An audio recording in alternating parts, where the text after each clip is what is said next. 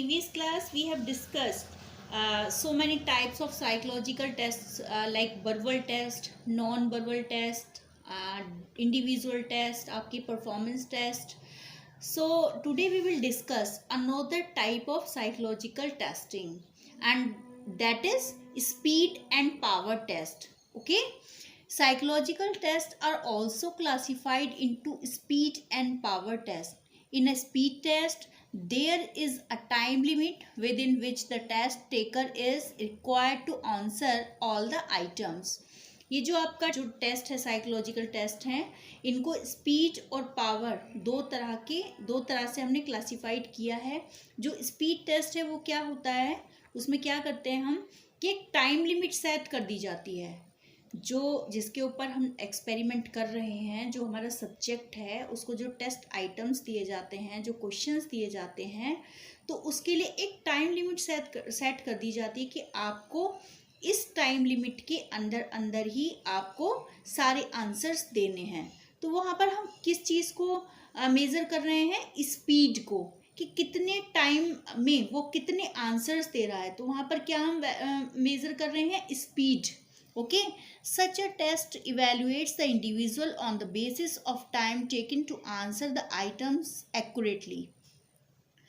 अब ये जो आपके स्पीड वाले जो टेस्ट होते हैं, इसमें किस बेस पर एनालाइज किया जाता है सब्जेक्ट को. जो इंडिविजुअल है, किसके बेस पर हम एनालाइज करते हैं कि उसने कितने टाइम में, ठीक है, और कितने आइटम्स को, कितने क्वेश्चंस के आंसर एक्यूरेटली दिए हैं, उनके बेसिस पर उसको एनालाइज किया जाता है. Okay, in a speed test all the items are of the same degree of difficulty. अब ये जो आपके स्पीड टेस्ट होते हैं, इसमें जितने भी क्वेश्चंस, जितने भी आइटम्स रखे होते हैं, वो क्या करते हैं, same degree of difficulty level लिए हुए होते हैं. इट मीन्स कि जो सारे क्वेश्चंस हैं उनका डिफ़िकल्टी लेवल एक सा होगा. ऐसा नहीं है कि आपका जो क्वेश्चन नंबर 5 है वो थोड़ा इजी है और आपका जो 10th क्वेश्चन है वो थोड़ा उससे ज़्यादा डिफ़िकल्ट है. ठीक है, लास्ट तक पहुंचते पहुंचते आपका जो है बहुत इजी हो गया. ऐसा कुछ नहीं है. वो सारा जितने भी क्वेश्चंस होंगे, अगर 50 आइटम्स हैं, 50 क्वेश्चंस हैं आपके, तो वो same degree of difficulty level रखते होंगे. ऐसा नहीं है कि कोई क्वेश्चन का डिफ़िकल्टी लेवल तो बहुत हाई कर दिया और कोई क्वेश्चन बहुत इजी रख दिया, लेवल से ही नीचे गिरा दिया. तो वहाँ पर जितने भी क्वेश्चंस होंगे, जितने भी आइटम्स होंगे, they will have same difficulty level. On the other hand, power test assesses the underlying ability of the individual by allowing them sufficient time. These tests do not have any time limit.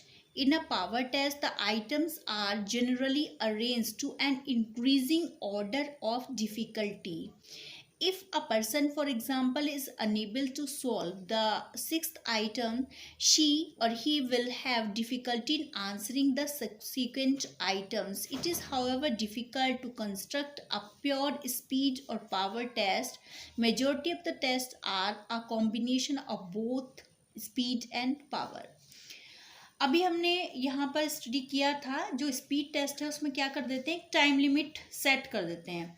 और हमने ये भी देखा था कि जो आपके speed test होते हैं उनमें क्या होता है, सेम डिग्री ऑफ डिफ़िकल्टी होती है, कंसिस्टिंग होती है उसमें किस चीज़ की, सेम डिग्री ऑफ डिफ़िकल्टी की. ऑन द अदर हैंड जो पावर टेस्ट होते हैं उसमें क्या होता है, हम किस चीज़ को एसेस करते हैं, underlying ability of the individuals by allowing them sufficient time.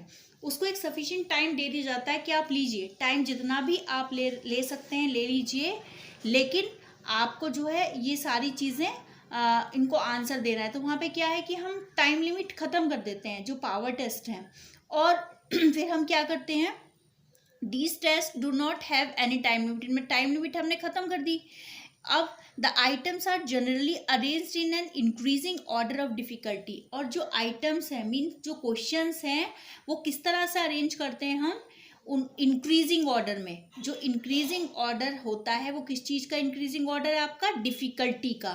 ठीक है, सपोज़ कि आपके उसमें 20 क्वेश्चंस हैं, तो आपके 2 3 जो स्टार्टिंग के क्वेश्चंस हैं वो क्या ले लेंगे, उसमें इजी ले लेंगे।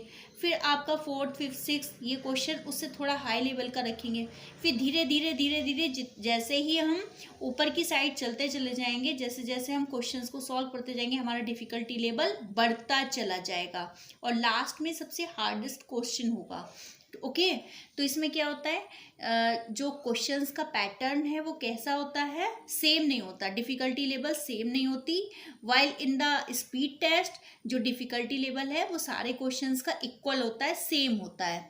ओके अब अगर ये जो आपका पावर टेस्ट है, अगर कोई पर्सन इस टेस्ट को कर रहा है तो पावर टेस्ट में क्या होगा कि अगर उसने 6th क्वेश्चन सॉल्व करने की कोशिश की लेकिन 6th क्वेश्चन पर आकर वो अटक गया तो क्या होगा, वो 7th क्वेश्चन नहीं कर पाएगा, क्योंकि वहाँ पर क्या है, वो तो और भी ज़्यादा डिफिकल्ट है जो आगे के क्वेश्चन है। तो वहाँ पर क्या है कि जो पावर है वो कहाँ पर ब्रेक हो जाएगी, 6th क्वेश्चन पर। ओके अब ये जो दोनों टेस्ट हैं, अगर हम किसी एक टेस्ट को लेकर पावर टेस्ट बना ले या फिर स्पीड टेस्ट बना ले तो वहाँ पर क्या है, एक्यूरेसी नहीं आएगी। जो आपका डाटा कलेक्ट होगा, जो हम एनालाइज करना चाहते हैं, जो हम मेज़र करना चाहते हैं, वो एक्यूरेट नहीं होगा।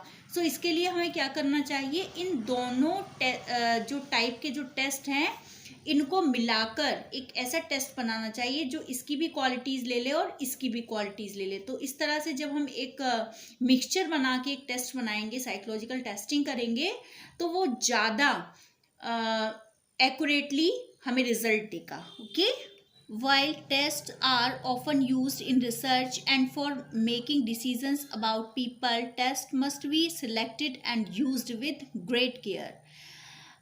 ये जो हमारे टेस्ट होते हैं वो किस में यूज़ किए जाते हैं, आपके रिसर्च में यूज़ किए जाते हैं या फिर डिसीजंस मेकिंग में यूज़ किए जाते हैं। हम कोई फैक्ट बनाते हैं, कोई जो है थ्योरम देते हैं, तो उन सब के लिए हम क्या यूज़ करते हैं, आपकी साइकोलॉजिकल टेस्टिंग यूज़ करते हैं।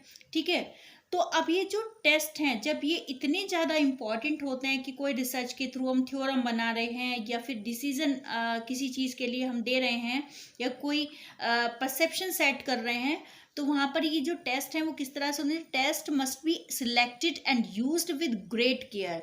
जो टेस्ट हैं बिल्कुल हमें अच्छे से सिलेक्ट करना चाहिए। सिलेक्ट करने का मीनिंग यहाँ पर क्या है कि वो हमारे पर्पस को पूरा करे। जिस टाइप का हम टेस्ट सिलेक्ट कर रहे हैं वो हमारे पर्पस को पूरा करता हो। जिस चीज़ के लिए हम जिस मोटिव को लेकर हम उस टेस्ट को कंडक्ट कराना चाह रहे हैं तो वो उस मोटिव को पूरा करने वाला होना चाहिए। ठीक है, अब सिलेक्टिंग तो हो गई एक अच्छे टेस्ट की, लेकिन उससे भी ज़्यादा क्या ज़रूरी है कि उसको हम यूज़ किस तरह कर रहे हैं। ठीक है, उसको अप्लाई किस तरह कर रहे हैं, किस तरह की कंडीशंस में हम उसको अप्लाई कर रहे हैं। तो अगर वहाँ पर थोड़ी सी भी अगर हम केयरलेसनेस दिखाते हैं तो जो हमारा टेस्ट है वो फेल हो जाएगा। So it is essential that we should use the test with great care. Okay, the test user और the decision maker should not rely on any single test.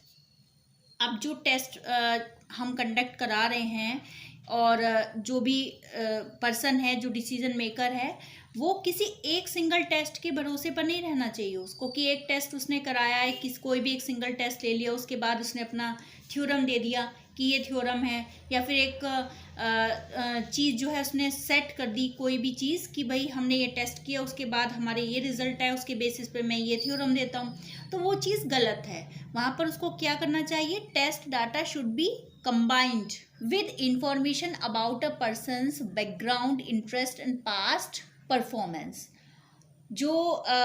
जो हम डाटा कलेक्ट करते हैं वो किसका कॉम्बिनेशन होना चाहिए, जो हम इंफॉर्मेशन कलेक्ट करते हैं पर्सन की बैकग्राउंड क्या है, वो किस तरह के बैकग्राउंड से हो क्या है। सपोज़ कि आपने किसी एक ऐसे पर्सन के बारे में वो किया है टेस्ट जिसके जो बैकग्राउंड है बहुत ही वीक है और वो पर्सन इकोनॉमिकली बहुत ही ज़्यादा जिसको कहना चाहिए पुअर है, तो वहाँ पर क्या है कि उस पर्सन का और एक ऐसे रिच पर्सन का अगर आप सेम उसमें करेंगे टेस्ट तो वहाँ पर वेरिएशन आएगा, ठीक है। तो उसका पर्सन का बैकग्राउंड भी आपके पास होना चाहिए, किस तरह के पर्सन का आपने जो है टेस्ट किया है, उसका इंटरेस्ट ऑफ लेवल क्या है, किस तरह का इंटरेस्ट है उसकी, किस तरह की वैल्यूज़ हैं, किस तरह की बिलीव्स हैं, और पास्ट परफॉर्मेंस, उसकी जो पास्ट में जो था उसकी परफॉर्मेंस क्या थी, ठीक है।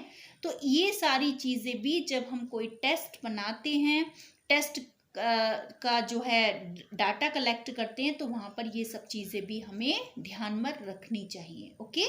Another topic is case study. बेटा केस स्टडी आपके लिए बहुत ज़्यादा इम्पॉर्टेंट इसलिए है because you have to make a file on case study in 11th and 12th also. आपकी एक प्रोजेक्ट फाइल भी बनेगी जो केस स्टडी मैथड को यूज़ करके बनेगी, so it's important. In this method, the emphasis is given on in-depth study of a particular case. आपका ये जो मेथड है केस स्टडी मेथड, इसमें किस चीज़ पर जोर दिया जाता है, किस चीज़ को इम्पोर्टेंस दी जाती है? Depth study of a particular case. किसी पर्टिकुलर केस के ऊपर हम बहुत गहराई से स्टडी करते हैं, वो क्या कहलाता है आपका? Case study. Researchers focus on cases which can provide critical information or new learning on less understood phenomena. आपके जो रिसर्चर्स होते हैं वो किस चीज़ पर, ऐसे केसों पर फोकस करते हैं which can provide critical information. वो क्या दे सकते हैं? Critical information. जटिल कोई इंफॉर्मेशन है वो निकाल कर लाते हैं अपने रिसर्च के थ्रू, और वो रिसर्च किसके थ्रू करते हैं? वो आपके केस स्टडी मेथड के अंदर, ओके। और न्यू लर्निंग, या कोई नई चीज़ निकाल के लाएंगे, कोई नई बात से अपना जो केस स्टडी उन्होंने किया उस केस स्टडी के बाद कोई नई इंफॉर्मेशन भी निकाल के लाएंगे। लेस अंडरस्टूड फिनोमिना, और या फिर कुछ ऐसी चीज़ें फिनोमिना के बारे में निकाल के लाएंगे जिसको आज तक बहुत कम समझा गया हो, ठीक है, लोग उसके बारे में कम जानते हो। तो वहाँ पर क्या है मोटिव, जो रिसर्चर्स का मोटिव क्या है? या तो कोई नई लर्निंग जनरेट करना, या फिर क्रिटिकल इंफॉर्मेशन कलेक्ट करना, या फिर एक लेस अंडरस्टूड फिनोमिना के बारे में नई लर्निंग निकाल के लाना। The case can be an individual with distinguishing characteristics. For example, a patient showing psychological disorders, or a small group of individuals having some commonality among them. For example, creative writers like Ravindranath Tagore and Mahadevi Verma. For example, children exposed to devastation by tsunami, bar or vehicular pollution, etc. अब यहाँ बात आती है किसकी, कि case study हम किस पर कर सकते हैं, कौन से ऐसे लोग होते हैं, कौन से ऐसे ग्रुप होते हैं, कौन से ऐसी चीज़ें होती हैं जिस पर हम केस स्टडी स्टार्ट कर सकते हैं। अब ये जो केस स्टडी है किसी हम पर्टिकुलर पर्सन को लेकर भी कर सकते हैं, है ना। लाइक आपका एक पेशेंट है, ठीक है, वो कुछ क्या दिखा रहा है आपको? साइकोलॉजिकल डिसऑर्डर्स दिखा रहा है। आपको लग रहा है कि कुछ एबनॉर्मेलिटी उसके बिहेवियर से शो हो रही है, या आपको लग रहा है कि वो किसी तरह की मेंटल डिसऑर्डर से पीड़ित है, तो वहाँ पर भी आप उस पेशेंट की केस स्टडी ले सकते हैं, उस पर केस स्टडी कर सकते हैं। या फिर आप क्या कर सकते हैं? Small group of individuals having some commonality among them, या फिर ऐसा ग्रुप भी ले सकते हो जो 2 लोग हैं या 4 लोग हैं, आप उनका एक ग्रुप भी ले सकते हो, एक छोटा ग्रुप ले सकते हो, लेकिन उनके अंदर कोई एबिलिटी क्या होनी चाहिए? कॉमन होनी चाहिए, कुछ ना कुछ कॉमन होना चाहिए। लाइक आपने 2 क्रिएटिव राइटर्स ले लिए, लाइक रविन्द्रनाथ टैगोर ले लिया, महादेवी वर्मा ले लिया, तो वहाँ पर इनके ऊपर भी आप केस स्टडी कर सकते हो। ये ग्रुप में भी हो सकती है और इंडिविजुअल भी हो सकती है। आपने एक पेशेंट ले लिया जो साइकोलॉजिकल डिसऑर्डर्स दिखा रहा था, शो कर रहा था, ठीक है, उसके ऊपर भी कर लिया आपने, या फिर आपने ग्रुप में कर ली और ऐसे इंडिविजुअल्स को उसमें लिया जिनमें कुछ ना कुछ कॉमन थिंग्स थी, ओके। और आप ऐसा भी कर सकते हो कि जैसे इंस्टीट्यूशंस, फॉर एग्जांपल पुअरली और सक्सेसफुली फंक्शनिंग स्कूल और अ कॉरपोरेट ऑफिस। आप एक तो या तो ऐसे चीज़ें भी ले सकते हो इंस्टीट्यूशंस के, उस पर लिया जाए अगर हम, कि वहाँ पर कैसे केस स्टडी अप्लाई करेंगे। तो आपने या तो सक्सेसफुली फंक्शनिंग कर रहे हैं जो स्कूल या ऑफिस, कॉरपोरेट ऑफिस, उनको ले लिया, उनके ऊपर केस स्टडी कर ली, या जो पुअरली परफॉर्मेंस दे रहे हैं, जो स्कूल पुअरली परफॉर्मेंस दे रहे हैं, या जो कॉरपोरेट ऑफिस हैं वो पुअरली वर्क कर रहे हैं, उनके ऊपर आपने अपनी केस स्टडी कर ली। Okay, and specific events, for example children expose to devastation by tsunami, war और व्हीकुलर पॉल्यूशन एक्सेट्रा। अब कई बार कुछ स्पेसिफिक इवेंट्स हमारी लाइफ में एंटर कर जाती हैं, सपोज कि वर्ल्ड वॉर हो गई, या फिर जो है आपका पॉल्यूशन की वजह से कोई प्रॉब्लम आ गई ज़्यादा, या फिर जैसे आपकी केदारनाथ की इंसिडेंट थी। तो ये क्या है, ये लाइफ को, ये जो इस तरह की इंसिडेंट्स लाइफ को बिल्कुल नए फॉर्म में ले आते हैं। ठीक है, जिनके साथ ये घटनाएं हुई हैं, जिन्होंने इन चीज़ों को झेला है, तो उनके ऊपर, उन बच्चों के ऊपर इन चीज़ों का क्या इफ़ेक्ट पड़ा, किस तरह के साइड इफ़ेक्ट्स उनकी लाइफ में आए और किस तरह के चेंजेस उनकी लाइफ में आए, तो ये भी हमारे केस स्टडी का जो है सब्जेक्ट हो सकता है। Okay, the cases that we select for study are unique and therefore are rich in information. अब ये जो केस स्टडी के लिए आपके जो सब्जेक्ट हम चूज़ करते हैं, ये टॉपिक चूज़ करते हैं, वो कैसे होते हैं, यूनिक होते हैं, बिल्कुल अलग होते हैं, अलग तरह के। ठीक है, तो अब क्या होता है कि जब यूनिक हमने टॉपिक सिलेक्ट किया, यूनिक हमने स्टडी के लिए एक मैटर चूज़ किया, तो क्या होगा, वो कैसा होगा, रिच इन इंफॉर्मेशन। वो एक अच्छी इन्फॉर्मेशन देगा। जब हम किसी चीज़ के बारे में नई नई कोई जानकारी जुटाते हैं तो बहुत सारी अच्छी जानकारियाँ हमें मिलती हैं, अच्छी बहुत सारी इन्फॉर्मेशन हमारे पास आती है। So a case study employs multiple methods for collecting information. जो आपका केस स्टडी है वो बहुत तरह के मल्टीपल मैथड्स यूज़ करता है, किस चीज़ के लिए, कलेक्टिंग इन्फॉर्मेशन कलेक्ट करने के लिए कई तरह के मेथड्स यूज़ कर सकता है वो। उसके लिए कोई बाउंडेशन नहीं है कि वो इसी तरह का जो है सिर्फ वो टेस्ट करा सकता है या वो वर्बल टेस्टिंग करा सकता है, वो किसी भी तरह का कुछ भी करा सकता है, क्योंकि उसको इन्फॉर्मेशन कलेक्ट करनी है। ठीक है, सच एज इंटरव्यू, वो इंटरव्यू भी यूज़ कर सकता है। जो पर्सन है वो सब्जेक्ट से इंटरव्यू भी ले सकता है, और इंटरव्यू के थ्रू वो उसके सारे पास्ट एक्सपीरियंसेस हैं, उसके जो माइंड का जो प्रोसेस है उसके बारे में जान सकता है कि उसकी थिंकिंग कैसी है, पॉजिटिव थिंकर है, वो नेगेटिव थिंकर है, या वो चीज़ों को किस तरह से सोचता है। तो ये सारी चीज़ें भी इंटरव्यू में आती हैं कि हम उससे क्वेश्चन पूछ रहे हैं और वो आंसर दे रहा है। तो हम यहाँ पर केस स्टडी जो है इंटरव्यू के थ्रू भी कर सकते हैं। ऑब्जर्वेशन, हम ऑब्जर्वेशन के थ्रू भी कर सकते हैं केस स्टडी। हम रेगुलर बेसिस पर अगर ऑब्जर्वेशन करते हैं, पर्टिकुलर फिनोमिना को ऑब्जर्व करेंगे, तो कहीं ना कहीं वो इन्फॉर्मेशन हमें ज़रूर मिलेगी, और उसके बेस पर भी हमारी केस स्टडी का जो डाटा है वो मिल जाएगा। And psychological test from a variety of respondents who in some way or the other might be associated with the case and can provide useful information। और हम क्या कर सकते हैं, जो साइकोलॉजिकल टेस्ट हैं हम उनको भी यूज़ कर सकते हैं। जो तरह तरह के आपके साइकोलॉजिकल टेस्ट हैं और बहुत सारी वैरायटियां हैं, तो उनके थ्रू भी हम ये जो आपका केस स्टडी है इसमें इंफॉर्मेशन को कलेक्ट कर सकते हैं। Okay, with the help of case studies, psychologists have done research to understand feeling, fantasies, hope, fears, traumatic experiences, parental upbringing and so on। अब ये जो आपकी केस स्टडी है इसके द्वारा हम क्या कर सकते हैं, जो साइकोलॉजिस्ट हैं वो रिसर्च कर सकते हैं और किसी भी पर्सन की जो फीलिंग्स हैं, उसकी फीलिंग्स कैसी हैं हम उनको भी जान सकते हैं। ठीक है, उसकी फैंटेसीज़ कैसी हैं, वो कल्पना लोक में कितना खोता है, या उसकी जो फैंटेसी है उसमें कौन कौन चीज़ें मैटर करती हैं, वो सब चीज़ें भी हम केस स्टडी के थ्रू जान सकते हैं। उसकी होप कैसी है, वो एक ऑप्टिमिस्टिक है या पेसिमिस्टिक पर्सन है, ये भी हम जान सकते हैं। उसके फियर्स क्या क्या हैं, जैसे कुछ लोगों में कुछ फोबियाज़ होते हैं, जैसे एग्रोफोबिया हो गया किसी को, और किसी को जू फोबिया हो गया। तो अगर वो इस तरह के फोबियाज़ हैं उस पर्सन के अंदर, तो उस फोबिया का रीज़न क्या है। ठीक है, अब ये फोबिया क्या है, या आप लोग जब हम क्लास में मिलेंगे तब हम के बारे में डिस्कस करेंगे। ओके, तो जो फोबियाज़ होते हैं उनको भी हम जान सकते हैं कि उनका रीज़न क्या है। ट्रोमेटिक एक्सपीरियंसेस, किसी की लाइफ में कुछ ऐसे ट्रोमेटिक इंसिडेंट्स आ जाते हैं, ट्रोमेटिक इंसिडेंट्स होते हैं जो अचानक से आते हैं और हमारी लाइफ में बहुत ज़्यादा चेंजेस ले आते हैं। लाइक आपका जो है अर्थक्वेक हो गया, सुनामी हो गई, ये सब क्या है, ट्रोमेटिक एक्सपीरियंसेस हैं। ठीक है, अभी आपका कोविड-19 चल रहा है, ये भी ट्रोमेटिक एक्सपीरियंस है, क्योंकि इसमें लोगों की जो है इकोनॉमी बिल्कुल ख़त्म हो चुकी है।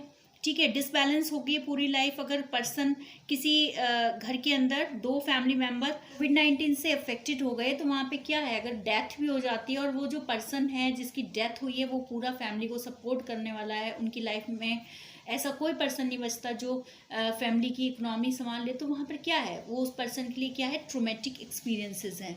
ओके, पेरेंटल अपब्रिंगिंग, किस तरह के माहौल में किस तरह का उसको फैमिली अपब्रिंगिंग मिली है बच्चे को, ये सब चीज़ें भी हम केस स्टडी के थ्रू जान सकते हैं। Okay, that helps to understand a person's mind and behaviour. और ये जो सारी चीज़ें हमने केस स्टडी के थ्रू समझी, उसकी फीलिंग है, होप है, और आपके फियर्स हैं, ट्रॉमेटिक एक्सपीरियंस है, इनके थ्रू हम क्या कर सकते हैं, इनके थ्रू जब हमने ये सारी चीज़ें जान ली, तो हम उस पर्सन का जो माइंड है और बिहेवियर है बहुत अच्छे से समझ सकते हैं। Okay, case studies provide a narrative और detailed description of the events that take place in a person's life. जो केस स्टडी हैं वो क्या करती हैं, एक क्लियर नैरेटिव देती हैं। ठीक है, एक क्लियर नैरेटिव देती हैं, डिटेल डिस्क्रिप्शन देती हैं, किसका, जो इवेंट्स किसी एक पर्सन की लाइफ में घटित हुई हैं, एक पर्सन की लाइफ में जो चीज़ें हुई हैं जिनकी वजह से आज उसका माइंड और बिहेवियर इस तरह से वर्क कर रहा है, उस नैरेटिव को क्लियरली कौन देता है हमें, केस स्टडीज। ओके।